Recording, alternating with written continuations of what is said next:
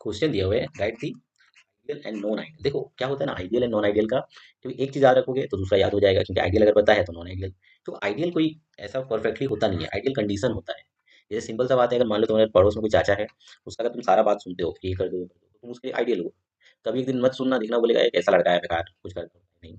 तो ideal condition हो गया, ठीक है। आइडियल कंडीशन कौन है अब, किसको बोलेंगे आइडियल? देखो अगर रोल्स लो को ओबे करेगा, मतलब क्या का बात कर रही थी, रोल्स चचा है। कब? जब entire range of concentration and temperature and तब होगा जब दोनों का, ठीक है, जैसे हम लोग किसी भी सॉल्यूशन में एक सॉल्यूट लेते हैं, दूसरा सॉल्वेंट लेते हैं। सॉल्यूट और सॉल्वेंट मिलके क्या बनता है? सॉल्यूशन बनता है। अगर उसके अंदर कोई इंट्रैक्शन है, फोर्स ऑफ इंट्रैक्शन, इंट्रैक्शन जो भी बोलो, तो बराबर होना चाहिए। जितना सॉल्यूट में होना चाहिए उतना ही सॉल्वेंट में, उतना ही सॉल्यूशन में। अगर दोनों में बराबर है तो उसका जो पार्शियल प्रेशर होगा वो भी बराबर होगा। तो ये जो प्रेशर है देखो ये बराबर होगा।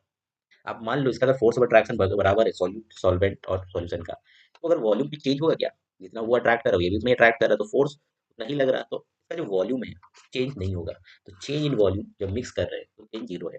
अब मान लो अगर ए और ए, इसका अगर फोर्स ऑफ अट्रैक्शन बराबर है, तोड़ने के लिए जितना एनर्जी लगेगा, बी और बी को तोड़ने के लिए उतना ही लगेगा।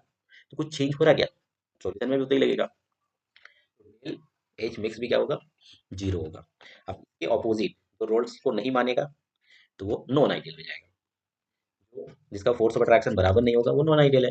जिसका जो पार्शियल प्रेशर है, वेपर प्रेशर एक्चुअली, वो बराबर नहीं होगा तो नॉन आइडियल है। अगर डेल बी मिक्स या h mix not equal to zero हुआ तो क्या हो गया? Non ideal. तो इसी चीज को उल्टा करके लिख देना बस। अब नॉन आइडियल में दो तरह का हो सकता है, बराबर नहीं है तो या तो ज्यादा होगा या तो कम होगा। अगर मान लो इसमें दो तरह का, एक होता है पॉजिटिव डेविएशन, दूसरा होता है नेगेटिव डेविएशन। पॉजिटिव किसको बोलेंगे? अगर मान लो तुम्हारे पास एक सॉल्यूट है जिसको बी से रिप्रेजेंट किए हैं, सॉल्वेंट इसको ए और ए से रिप्रेजेंट किए हैं, तो दोनों मिलकर क्या बनाया? सॉल्यूशन ए और बी। तो अगर मान लो इंट्रैक्शन इसका ए और बी का ज्यादा होता है, किसके रिस्पेक्ट में? सॉल्यूशन के रिस्पेक्ट में, मतलब ए बी के रिस्पेक्ट में। तो अगर फोर्स ऑफ अट्रैक्शन ज्यादा है तो उसको हम लोग क्या बोलेंगे? Positive deviation.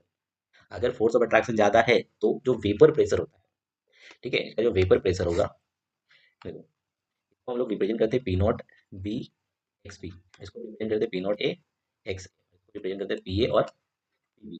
अगर मान लो इसका फोर्स ऑफ अट्रैक्शन ज्यादा था, तो फोर्स ऑफ अट्रैक्शन ज्यादा है तो इसका वेपर प्रेशर ज्यादा होगा, याद रखना। जिसका अगर फोर्स ऑफ अट्रैक्शन ज्यादा है उसका वेपर प्रेशर कम होता है, और जिसका फोर्स ऑफ अट्रैक्शन कम है उसका वेपर प्रेशर ज्यादा होता है। तो हम लोग बोल सकते हैं p a is greater than p not x a, p b is greater than p not b x b. अब इसका अगर फोर्स ऑफ अट्रैक्शन कम है तो वॉल्यूम बढ़ेगा, ठीक है, वॉल्यूम ग्रेटर देन जीरो होगा। तो volume क्या हो रहा है? इंक्रीज हो रहा है या पॉजिटिव हो रहा है। अब देखो इसका अगर फोर्स ऑफ अट्रैक्शन बराबर है सॉल्यूट और सॉल्वेंट का, इसको तोड़ना पड़ेगा। अब इसको तोड़ने के लिए क्या करना पड़ता है? एनर्जी देना पड़ता है, और जहाँ पे एनर्जी देते हैं तो वो पॉजिटिव होता है, और उसको एंडोथर्मी बोलते हैं। एग्जाम्पल कैसे पता करोगे कि पॉजिटिव डेविएशन और नेगेटिव कौन होगा? याद रखना, अगर वो रिएक्टेंट साइड में है, जैसे इथेनॉल और एसीटोन, देखो इथेनॉल क्या बनाता है? हाइड्रोजन बॉन्ड बनाता है, तो उसका फोर्स ऑफ अट्रैक्शन ज्यादा होगा। बस उसी चीज को अगर इथेनॉल एसीटोन के साथ डाल दिए, एसीटोन बीच में आ गया, तो दोनों के बीच जो बॉन्ड बन रहा था वो कम बनेगा, ठीक है, जिसके चलते सॉल्यूशन में जो फोर्स ऑफ अट्रैक्शन कम हो रहा है। तो उसी तरह से CH2 कार्बन डाइसल्फाइड एसीटोन, ये बेंजीन के बाद इथेनॉल, इसका एग्जांपल क्या हो गया? Positive deviation. नेगेटिव जस्ट उल्टा होगा इसका। जैसे इसमें किसका ज्यादा फोर्स ऑफ अट्रैक्शन था, इसमें अगर बात करते हैं हम लोग, सॉल्यूट सॉल्वेंट का ज्यादा था, इस केस में उल्टा हो जाएगा। ए ए बी और बी लेते हैं ए बी, मतलब सॉल्यूशन का ज्यादा होगा। तो जस्ट इसका उल्टा होगा, ये इधर आ जाएगा, ये इस, तो एग्जाम्पल दिया फिर एल्यूमिनियम क्लोरो एसीटोन। तो एक चीज याद करो तो दूसरा याद तो उस तरह से करो ताकि जल्दी हो सके, ठीक है। ऐसा नहीं कि दोनों को याद करो, नहीं, एक को करो उसके जस्ट ऑपोजिट होगा दूसरा वाला। अब इसका ग्राफ इंपॉर्टेंट है, देखो ग्राफ अगर बात करते हैं हम लोग, मान लेते हैं ये जो एक्स ए है ये जीरो है, तो उस केस में एक्स बी कितना होगा? वन होगा। अब मान लेते हैं एक्स ए इक्वल टू 0.4 होगा, तो उस केस में एक्स बी कितना होगा? 0.6 होगा। मान लेते हैं एक्स ए 0.6 हुआ, उस केस में एक्स बी कितना होगा? 0.4 होगा। अब मान लेते हैं यहाँ पे x a equal to 1, x b कितना हो जाएगा? जीरो।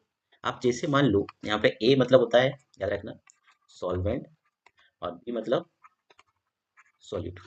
तो अब देखो जैसे हम लोग प्रेशर को, जब भी उसका मोल बढ़ेगा, अगर नंबर ऑफ मोल बढ़ता है तो वेपर प्रेशर बढ़ेगा, बढ़ते बढ़ते बढ़ते बढ़ते बढ़ते बढ़ते एक टाइम के बाद सबसे ज्यादा होगा।